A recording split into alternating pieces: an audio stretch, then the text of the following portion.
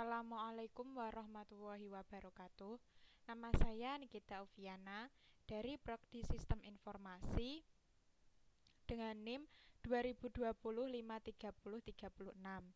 Saya di sini akan menjelaskan materi analisa data kuantitatif dari mata kuliah metodologi penelitian. Analisa data kuantitatif.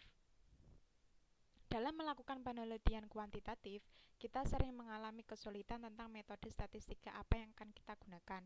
Untuk itu, dalam hal ini kita akan menguraikan mengenai metode statistika yang umum digunakan dalam penelitian dan bagaimana menginterpretasikannya. Secara umum, analisa data dapat digambarkan sebagai berikut: cek konsistensi data antar tabel, analisa masing-masing tabel, mengambil kesimpulan, pengumpulan data, verifikasi data, pengelompokan data, serta isi-isi tabel. Distribusi frekuensi. Distribusi frekuensi merupakan suatu distribusi atau tabel frekuensi yang mengelompokkan data yang belum terkelompokkan atau ungroup data ke dalam beberapa kelas, sehingga menjadi data yang terkelompok atau grup data. Distribusi frekuensi biasanya digunakan untuk memberikan informasi yang menggambarkan keseluruhan sampel atau populasi yang diteliti. Berdasarkan sifat datanya, distribusi frekuensi diklasifikasikan menjadi dua, yaitu kategorikal dan numerik. Jika pengelompokan klasifikasi frekuensinya didasarkan pada keterangan yang bersifat kualitatif seperti jenis kelamin, tingkat pendidikan, dan lain sebagainya, maka disebut dengan distribusi frekuensi kategorikal. Misalnya pada tabel 1, yaitu tabel distribusi frekuensi berdasarkan jenis kelamin peserta kursus komputer. Seperti ini.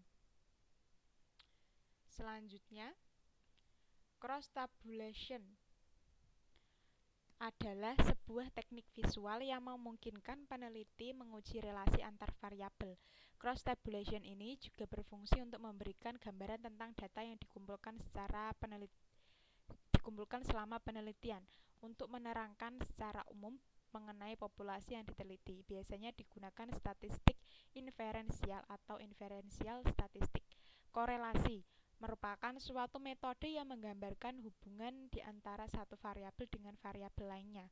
Korelasi bertujuan untuk mengukur kekuatan hubungan atau asosiasi linier di antara dua variabel. Contohnya, ketika kita melihat bagaimana hubungan antar lama waktu belajar dengan nilai ujian yang didapatkan. Korelasi ini tidak menunjukkan hubungan sebab akibat. Korelasi bernilai positif, negatif, dan nol atau tidak ada hubungan.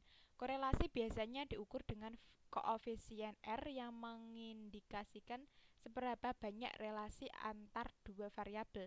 Daerah ini yang mungkin adalah +1 sampai -1, di mana +1 menyatakan hubungan positif yang sangat erat, sedangkan -1 menyatakan hubungan negatif yang erat.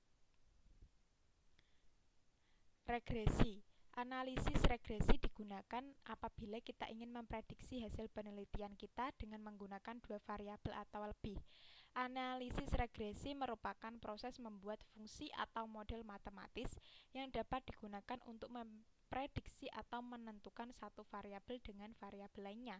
Analisa regresi sederhana atau bivariate linear regression biasanya melibatkan dua variabel, yaitu variabel terikat atau dependent variabel yang merupakan variabel yang akan diprediksi atau Y, serta variabel bebas atau explanatory variable atau independent variable merupakan variabel yang tidak dapat dimanipulasi.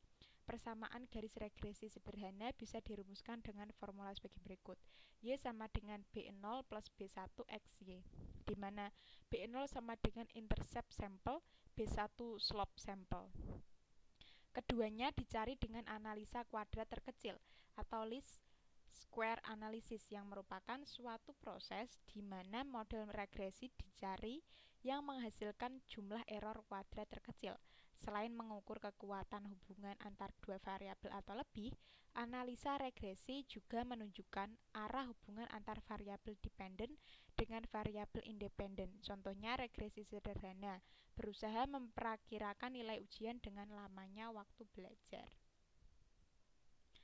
Selanjutnya, Analisa regresi berganda. Analisa regresi berganda atau multiple regression model merupakan analisis regresi yang mengkaji hubungan nonlinear dan model regresi dengan lebih dari satu variabel bebas, atau analisis regresi dengan dua atau lebih variabel bebas atau dengan sedikitnya satu prediktor nonlinear. Model regresi berganda probabilistik dapat dirumuskan dengan formula sebagai berikut.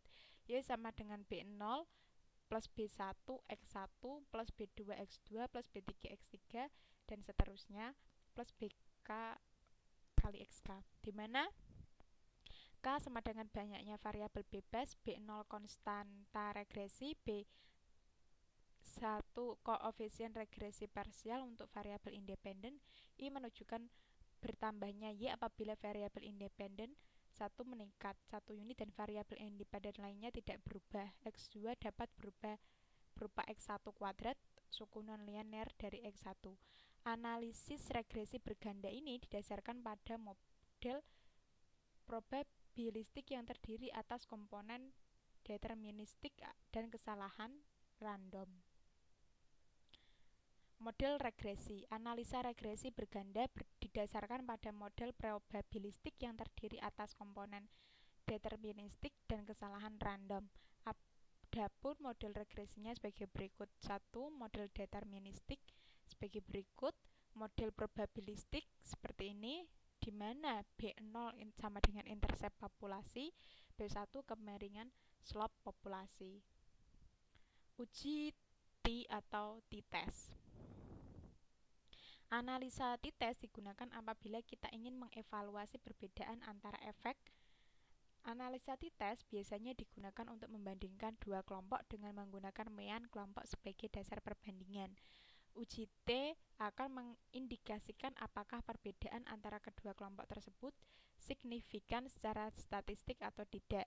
Contohnya, jika diambil tinggi badan mahasiswa Fasilkom yang terbagi atas 10 orang mahasiswa putri dan 10 orang mahasiswa putra, maka variansi tinggi badan mahasiswa putra dan putri harus dianggap sama.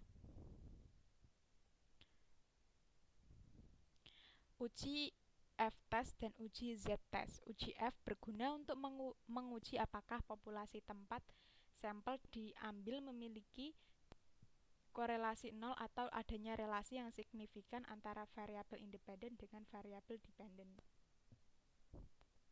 Uji Z merupakan salah satu bentuk dari uji kenormalan dengan besar sampel lebih dari 30. Kita bisa mengetahui atau menghitung estimasi standar deviasi dari populasi dengan melihat rata-rata sampelnya.